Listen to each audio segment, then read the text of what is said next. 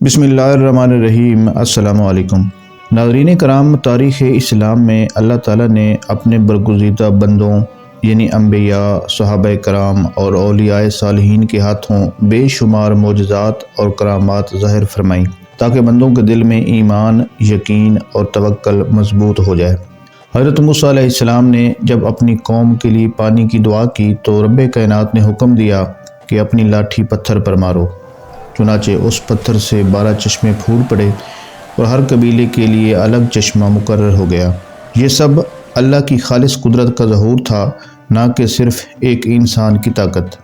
اسی طرح صحابہ کرام رضوان اللہ تعالیٰ علیہم اجمعین، جو انبیاء کے بعد پوری امت میں سب سے افضل اور اللہ کے خاص چنے ہوئے لوگ ہیں، اپنی زندگیوں، قربانیوں اور مجاہدانہ کردار کے ذریعے اللہ کی مدد اور نصرت کے نشان بنے، اور انہی جلیل القدر صحابہ میں حضرت علی کرم اللہ وجہ الکریم بھی شامل ہیں، جو نبی کریم صلی اللہ علیہ وآلہ وسلم کے چچا زاد بھائی، داماد، اہل بیت کے فرد اور عظیم مجاہد صحابی ہیں۔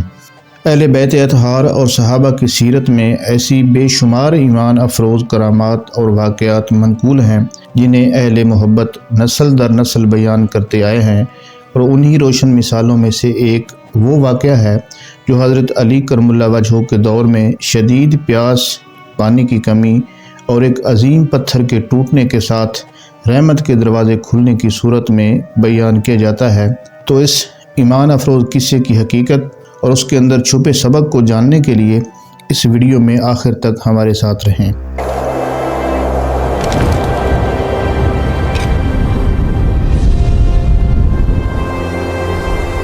ناظرین کرام، حضرت علی کرم اللہ وجہ الکریم کا دور خلافت خود ایک بڑا روحانی امتحان اور تاریخی موڑ تھا۔ ایک طرف امت کے اندر سیاسی کشمکش، پہلی خانہ جنگی اور فتنوں کا سلسلہ تھا، دوسری جانب بیرونی دشمن اسلام کے پھیلتے ہوئے اثر کو روکنے کے لیے ہر وقت سازشوں میں مصروف تھے۔ یوں ہر سمت سے آزمائشوں کے بادل گہرے تھے۔ حضرت علی کرم اللہ وجہ الکریم کے زمانے کو تاریخ میں پہلی خانہ جنگی یا پہلا بڑا فتنہ بھی کہا جاتا ہے، یعنی وہ دور جب حضرت عثمان غنی رضی اللہ تعالیٰ عنہ کی شہادت کے بعد مسلمانوں کے درمیان خلافت، انصاف اور قاتلوں کے قصاص کے مسئلے پر شدید اختلافات پیدا ہوئے، یہاں تک کہ مسلمانوں کے 2 بڑے گروہ بن گئے اور جنگ جمل اور جنگ صفین جیسی لڑائیاں پیش آئیں جن میں دونوں طرف مسلمان ہی تھے۔ اسی لیے علماء اس زمانے کو نہایت نازک اور دردناک آزمائش قرار دیتے ہیں۔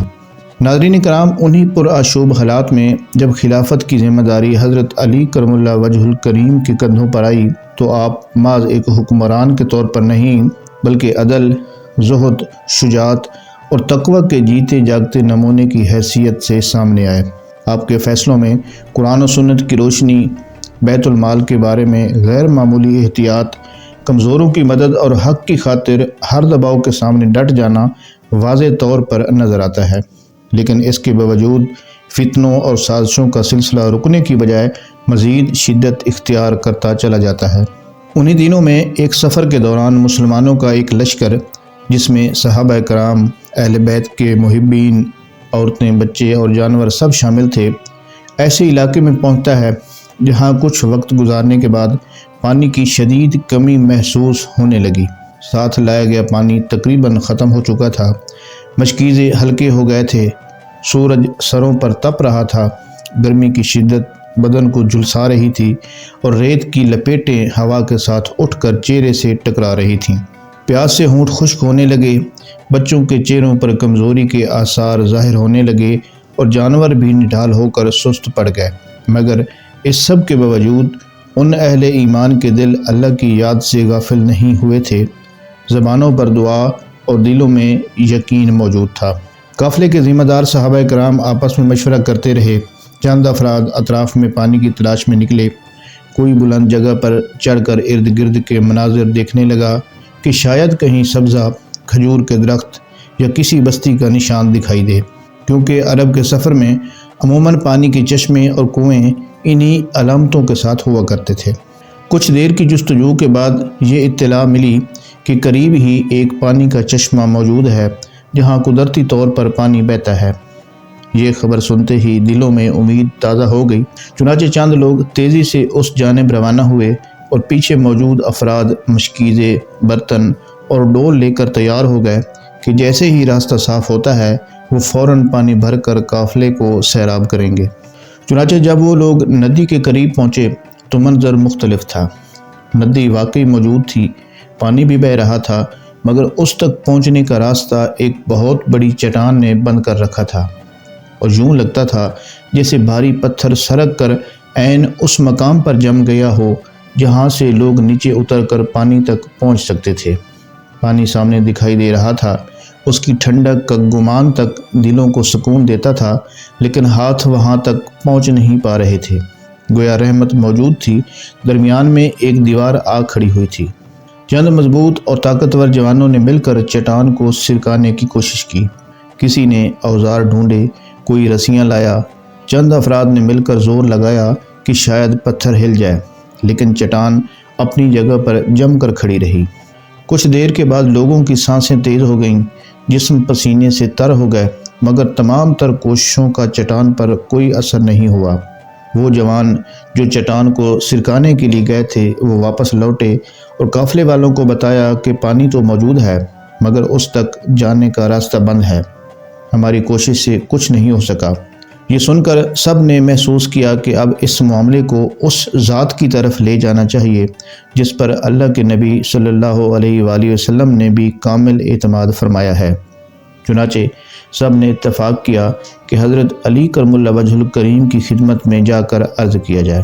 پھر جب یہ خبر حضرت علی کرم اللہ وجہ الکریم تک پہنچی کہ قافلہ شدید پیاس میں مبتلا ہے اور ندی یا چشمے کا راستہ ایک عظیم چٹان کی وجہ سے بند ہو چکا ہے، تو آپ رحمۃ اللہ علیہ بنفس نفیس اس مقام کی طرف تشریف لے گئے۔ آپ کے ساتھ صحابہ کرام اور دیگر اہل ایمان بھی ادب اور احترام کے ساتھ چلتے ہوئے وہاں تک پہنچے جہاں اوپر چٹان تھی اور نیچے رحمت کا بہتا ہوا پانی، مگر درمیان کا راستہ بند تھا۔ آپ علیہ السلام نے ایک نظر اس مضبوط چٹان پر ڈالی، پھر بہتے ہوئے پانی کے رخ کو دیکھا اور دل ہی دل میں رب کائنات کی حمد و ثنا بیان کی کہ جس نے پہلے بھی اپنے نبی حضرت موسیٰ علیہ السلام کے لیے پتھر سے چشمے جاری فرمائے تھے، وہ چاہے تو یہاں بھی آسانی کا دروازہ کھل سکتا ہے۔ حضرت علی کرم اللہ وجہ الکریم سب کو ایک طرف ہٹنے کا اشارہ کرتے ہیں تاکہ کوئی زخمی نہ ہو جائے۔ پھر آپ نے آسمان کی طرف نظر اٹھائی، دل میں اللہ کو یاد کیا اور اسی یقین کے ساتھ زبان پر ذکر جاری ہوا کہ مدد صرف اسی بے نیاز رب کے ہاتھ میں ہے جو صحرا میں من و سلوہ اتارنے اور سخت پتھر سے پانی نکالنے پر بھی قادر ہے۔ روایات میں آتا ہے کہ آپ نے تلوار ذوالفقار کو مضبوطی سے تھاما، اللہ کا نام لیا اور پوری توجہ کے ساتھ چٹان کی طرف متوجہ ہوئے، پھر ایک بھرپور ضرب لگائی۔ اسی لمحے اللہ تعالیٰ نے اپنی قدرت کا جلوہ دکھایا، چٹان ٹوٹ گئی، دو حصوں میں یوں تقسیم ہوئی کہ نیچے اترنے اور ندی تک پہنچنے کا راستہ بالکل صاف ہو گیا، اور پانی کی ٹھنڈی لہریں راستے سے بہتے ہوئے اس مقام تک آئیں جہاں لوگ کھڑے تھے۔ یہ منظر دیکھ کر سب کی زبانوں پر بے اختیار اللہ اکبر کے نعرے بلند ہو گئے۔ صحابہ کرام، اہل بیت کے محبین، عورتیں اور بچے سب نے مل کر اللہ کا شکر ادا کیا۔ کسی نے وضو کیا، کسی نے مشکیزیں بھرے، جانوروں کو پانی پلایا گیا، بچوں نے جی بھر کر پانی پیا اور پیاس سے نڈھال چہرے اللہ کی رحمت کے شکر سے روشن ہو گئے، اور سب کے دلوں سے یہ آواز نکلی کہ اللہ بڑا کارساز ہے جو اپنے مقرب بندوں کے ذریعے امت کے لیے آسانیوں کے دروازے کھول دیتا ہے۔ تو ناظرین کرام، اہل ایمان کے عقیدے کی بنیاد یہ ہے کہ طاقت کا اصل سرچشمہ صرف اللہ تعالیٰ کی ذات ہے۔ بندے جو بھی کرتے دکھائی دیتے ہیں وہ دراصل اسی کے اذن اور اسی کی قدرت کا ظہور ہوتا ہے۔ حضرت موسیٰ علیہ السلام نے جب اپنی قوم کے لیے پانی کی دعا کی تو اللہ رب العزت نے حکم دیا کہ اپنا عصا پتھر پر مارو، چنانچہ اس پتھر سے 12 چشمے پھوٹ پڑے، مگر قرآن کریم خود یہ بیان کرتا ہے کہ یہ سب باذن اللہ تھا، یعنی اللہ کے حکم اور اسی کی قدرت سے، نہ کہ صرف ایک لاٹھی کے زور سے۔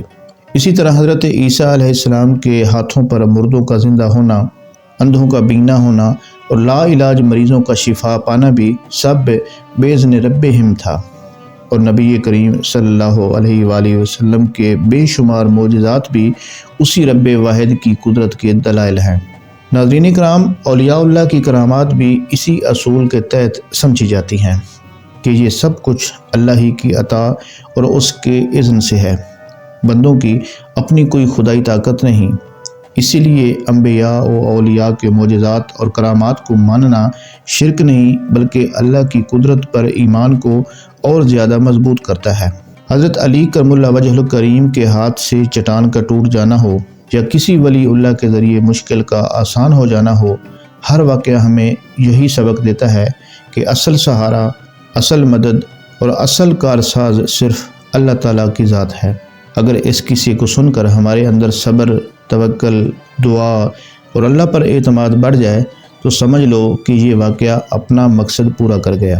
اور اگر آپ ابھی بھی اپنی زندگی کے کسی چٹان کے سامنے کھڑے ہو تو اسی رب کو پکارو جو پتھر سے چشمے نکالنے پر قادر ہے۔